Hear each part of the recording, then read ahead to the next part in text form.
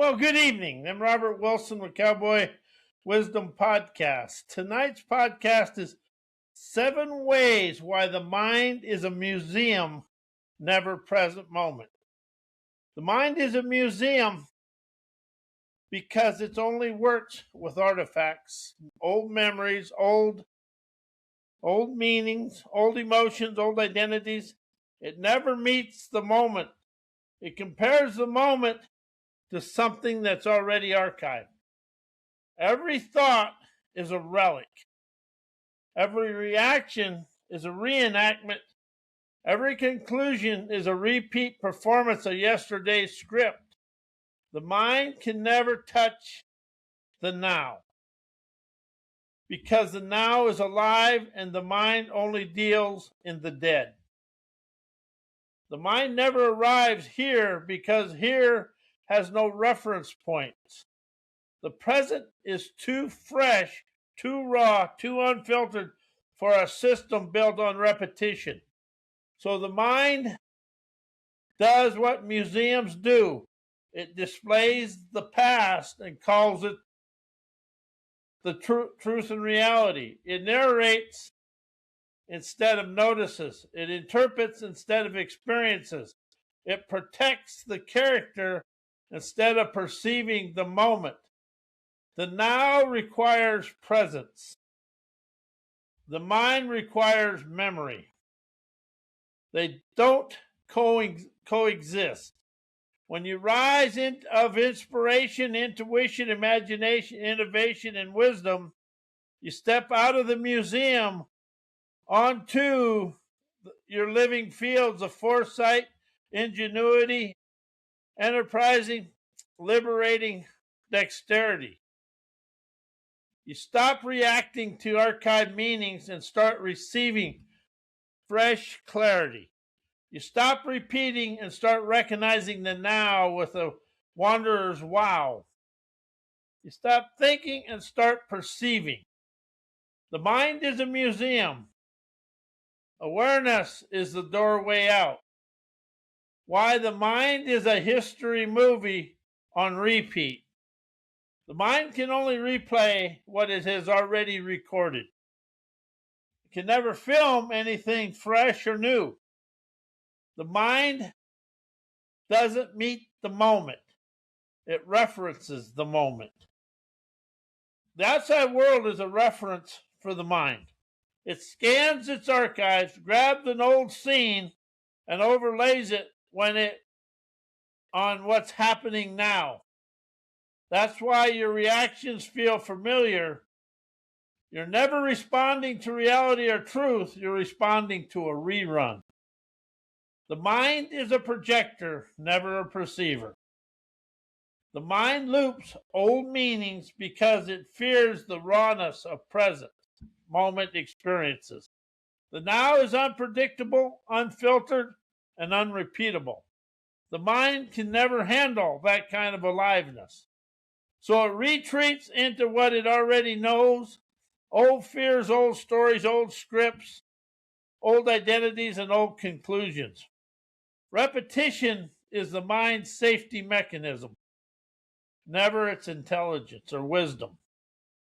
The mind protects the past because the past protects the ego.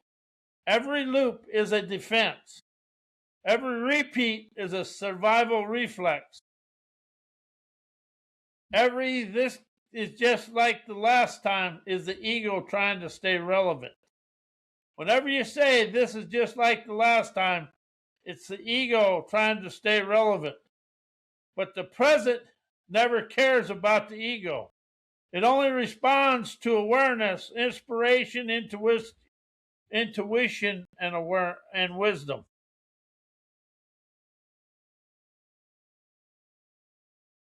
The mind preserves history. The awareness colors the now. But it's awake and aware of the dare to experience the freshness of now. Safe language. Why people speak from safe.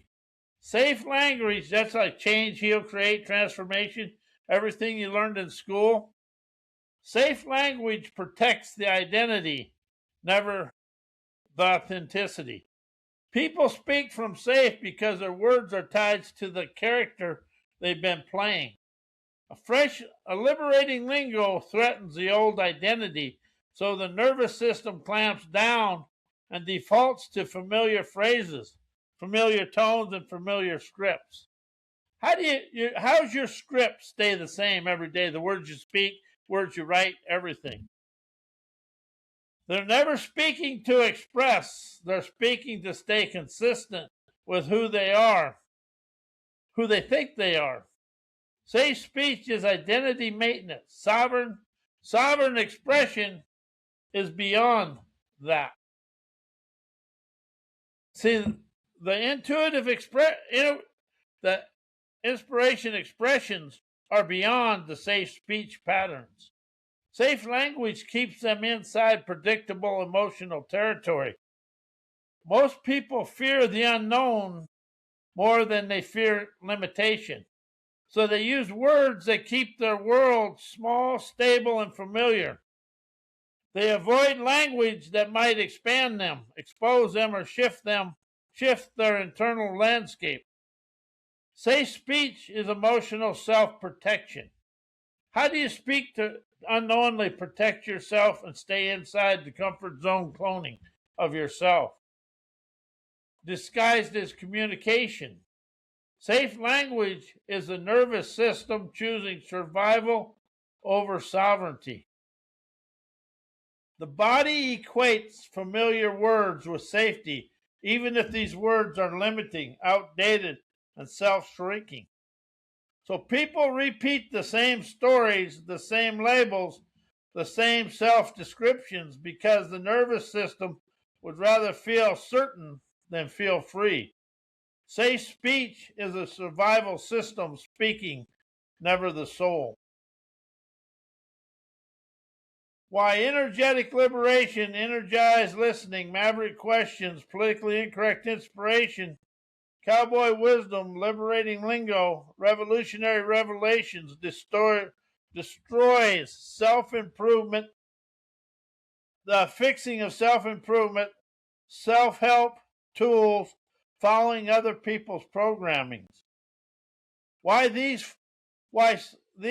energetic liberation destroys self-improvement, fixing, self-help tools, and other people's programming. They expose the self-improvement as just old identity trying to upgrade itself, never dissolve itself. Self-improvement, fixing, and self-help tools all assume the character is real and needs repair. They keep you polishing the mask instead of dropping it. Energetic liberation, energized listening, maverick questions cut straight through the character and unveil the awareness behind it. The part that never needed fixing. You can't liberate yourself by improving the prison uniform. And that's what Change Heal Create do, is keep you in the prison uniform. They break the trace of following other people's scripts by activating your own direct perception prowess. That's my word, perception prowess. Self-help tools are usually someone else's mindset, someone else's method, someone else's meaning. People follow them because they never trust their own clarity. Cowboy wisdom, liberating lingo, and politically incorrect inspiration ignite your own witnessing, observing, never someone else's system. Once you see yourself, you stop outsourcing your authority. Revelations replaces imitations. They destroy the entire fixing paradigm by unveiling that nothing was broken, only misperceived. Fixing assumes damage. Self-help assumes deficiency. Self-improvement assumes inadequacy. As revolutionary revelations and energized listening show that the only thing missing and wrong was the programming telling you something was wrong. And that's one thing I've noticed. I haven't done self-help personal growth since 2009 because it was too limiting. But that's just what it was. If you listen, you can dissolve the gong show programming of yourself. As perception prowess shifts, the problem as perception prowess rises, the problem evaporates. Never because it was solved, because it was never real. Liberation doesn't fix the illusion, it ends the illusion. Why the world is stuck in ancestral survival mode programming. Humanity is still running fear-based wiring built from predators, scarcity, danger, never from clarity, innovation, and sovereignty. Survival mode programming was designed for a world of threat, never a world of stunning scenarios. So people never respond to the present, they react from ancient reflexes that fire faster than awareness. The world keeps repeating the past because the nervous system keeps replaying the past. Old biology equals old behavior. Old behavior equals old world. And how do you witness that today? We're still fighting wars. Survival mode programming hijacks identity so people mistake their inherited fear for personal truth. Before a thought forms, the ancestral reflex has already reacted. How do you see that in yourself? I've risen out of that by a simple question. When something starts going awry and I start getting all wrought up, I just ask this question. How is that an egotistical illusion?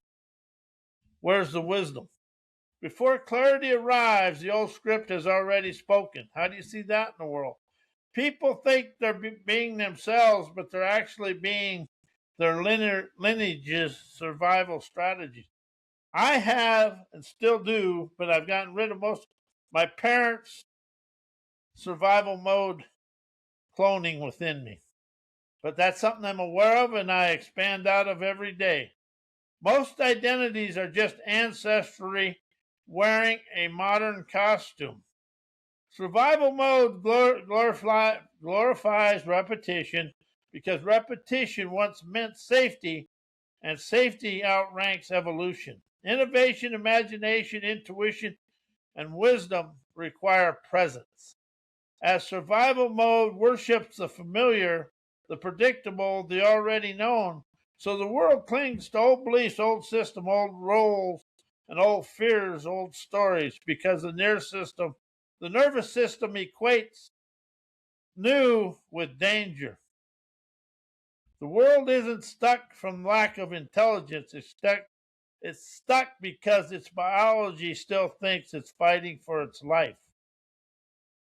Why the nervous system is Stone Age intelligence. The nervous system was engineered for caves, predators, and survival, never clarity, creativity, or consciousness. We're running Stone Age firmware in a modern world. It scans for threat, never truth. It reacts to danger, never data. It's optimized for don't lie and never wake up. You're carrying the prehistoric hardware inside a futuristic reality. And see, that's something I've witnessed within myself that I've risen out of, is that nervous system is like my parents. But if you watch, I watched, and so I caught myself going back in time. And I react to things exactly like my parents, and my parents imitate them. But we do imitate our ancestors a lot, even though we don't want to admit we do.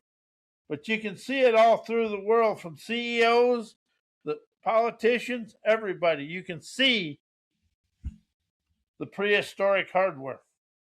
In fact, it's being very vibrant right now. Stone Age intelligence fires before awareness, so ancient fear speaks before modern wisdom arrives. Your nervous system reacts in milliseconds. Your awareness arrives a few seconds later. That means your first reaction is almost always ancestral, never authentic. You think you're responding to the moment, but you're actually responding to a 1,000-year-old survival code. A 10,000-year-old survival code. No wonder I feel so old some days. No, your biology is ancient. Your awareness is now. Stone Age intelligence worships repetition because repetition once meant survival. The nervous system trusts the familiar. If the familiar is dysfunctional, it resists the new, the fresh, and all the good stuff, even if the new is liberating. That's why people cling to old patterns, old identities, old fears, old stories. The nervous system preserves the past. Awareness creates the future. And future is a frequency from now. Why the brain is stuck in the past. The brain doesn't experience reality, it predicts it using yesterday's data. Boy, did I see that one. The brain isn't a truth receiver, it's a prediction machine.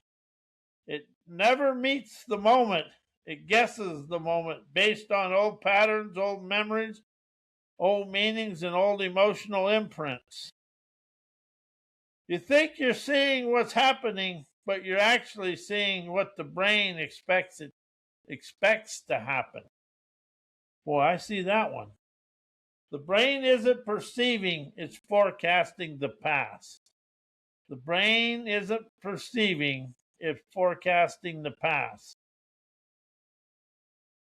The brain prioritizes safety over accuracy, so it recycles old interpretations instead of allowing fresh perception prowess. The brain's first job is survival, never clarity. And survival loves the familiar. So the brain keeps replaying old conclusions, old fears, old identities, old stories, because they feel safe, even when they're outdated or destructive. The brain chooses repetition over revelation. The brain stores identity and memory, so it must cling to the past to maintain the self. If you take the word self out of your life and use sovereign worth in this, it'll rise you out of some of your old stuffings. Your sense of who I am is built from remembered experiences. So the brain let go of the past, identity would dissolve, and the brain treats that like death.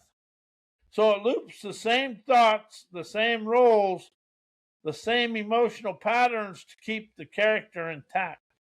The brain protects the past because the past protects the ego. Everything is to protect the ego.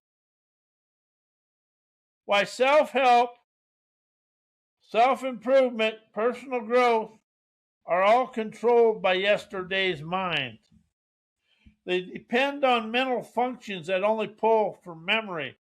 So the growth is just recycled past. Self-help pulls you to think better, know more, learn harder, understand deeper, but all these functions come from the archived mind, never a living awareness. They can only rearrange what's already stored. So the entire industry is built on past-based tools, guaranteeing past-based outcomes. That's why people really never get out of it. They shift away from it, then they shift back into it. So they have a new phase of it. They try to upgrade the mind instead of exposing the mind so the old identity stays in control. Self-improvement treats the mind like a machine that needs tuning, but the mind is the source of the loop, not the solution. Thinking, knowing, learning, and knowledge are the ego's operating system. So using them to evolve keeps you locked inside the same architecture. You can never escape the cage by polishing the bars. They glorify understanding, which is always retroactive, so you stay trapped in analysis instead of awakening. Knowing is built from memory, learning is built from memory, knowledge is built from memory, thought is built from memory.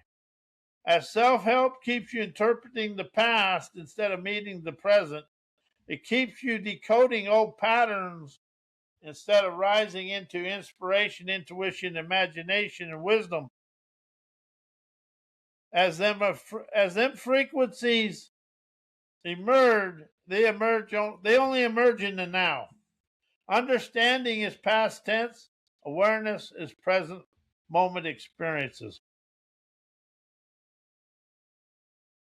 Why people speak from yesterday's thinking, knowing mindset, scripts, and limiting words. Their language is built from old mental files, never present moment clarity. Most people never speak from awareness. They speak from stored scripts, inherited meaning, and recycled interpretations. Anything with change, heal, create, transformation, think, and know, them are stored scripts. The vocabulary is a museum of yesterday's beliefs, fears, and identity. So their words can never unveil the moment. They can only echo the archives. People never speak from authenticity. They speak from storage. Their mindset is shaped by conditioning, so their words reflect the limits of that conditioning. When somebody's perception is filtered through fear, identity, and old programming, their language will match that frequency. Small perception equals small language. Old perception, old language. They speak from the level of consciousness they're stuck in. That's what we do. We speak from the level of consciousness we're stuck in. Language exposes a mindset that created it. That's why I have a liberating lingo of expand, energize, enterprise, experience, perception, prowess. It discharges and disconnects me from the limiting lingo. The nervous system clings to familiar words because familiar words feel safe, even when they're limiting. A liberating lingo feels like a new identity, a fresh identity, and a fresh identity feels like risk. So people repeat the same phrases, the same stories, the same self-descriptions, because the nervous system prefers repetition over revelations. People never speak freely, they speak safely. Pick me. That one's me. Why expressed inspiration, imagination, innovation, intuition, and wisdom are fresh, and they're fresh of now. And while scenarios are of the mind, are a museum of the past. Fresh expressions rises from direct contact with the moment. The mind can only recycle archived material. Inspiration, imagination, innovation, intuition, wisdom erupt from present moment, never memory. And most of the words we use, like change, heal, create, transformation, think, know, learn, all of them, they rise from memory. They're born from the here and now, never borrowed from yesterday, as most language is. Meanwhile, every scenario the mind creates is stitched from old files, meanings, and old fears, old victories. We are a museum curator pretending it's creating something fresh, but the fresh expression is real time emergence. Scenarios are past based repetition. Expressed inspiration bypasses the mind storage system and speaks from the field, never the file. When you express inspiration or intuition, you're never referencing anything. You're receiving, you're pulling from the living frequencies of the moment. As scenarios, they're the mind trying to predict the future using yesterday's data. And see, that's the thing, that's an expert. He's trying to speak now using yesterday's data. Expression is alive, scenarios are archived. As innovation, imagination, wisdom require the now because the past can never generate anything fresh. The mind can only rearrange what it already knows. It's a recycler, never a creator. As innovation, imagination, intuition, and wisdom come from the unrehearsed, unfiltered, and archived now. They rise from the part of you that meets noality directly, never through memory distortion. The mind preserves history. Expression produces the here and now pristine scenarios of your dreams. Why energetic liberation, listening, energetic liberation, energized listening, maverick questions, politically incorrect inspiration, cowboy wisdom, liberating lingo, revolutionary revelations destroy yesterday's programming. Forthright foresight, because forthright foresight destroys yesterday's program. They bypass the mind entirely and activate the awakened and aware daredevilry the programming can never touch. Yesterday's programming lives in the mind and in the memory, identity, repetition, and inherited script. Energetic liberation, energized listening, and revolutionary revelation never speak to the mind at all. They speak, they express, they express to the awake perceiver within you, behind the mind, a part of you that conditioning can never ever edit or control. Programming can only manipulate thought. Programming can never manipulate awareness. They introduce a lingo and questions the old identity has zero file for, breaking the loop instantly. Maverick questions, liberating lingo, cowboy wisdom, and politically incorrect inspiration use unpredictable, unconditioned, unapproved lingo. The old identity can't, so the old identity scripts can never run its usual responses because input doesn't match any stored pattern. The script collapses because the script has nothing to attach to. Fresh frequencies have zero foothold for old programming. They ignite direct perception prowess, which dissolves the past instead of negotiating with it. Yesterday's programming survives through analysis, understanding, healing, and mental interpretation. Energized listening and revolutionary revelations activate direct observation and seeing, never thinking. Direct observation and seeing exposes the illusion instantly. Zero processing, zero fixing, zero story, zero therapy loops. Programming dies the moment you stop interpreting it and start seeing it as what it is as you unleash your trend-setting talents to rise, shine, and energize. And that's something I've really awakened to in the last 2 years is I got rid of Self-Help Personal Growth 2009.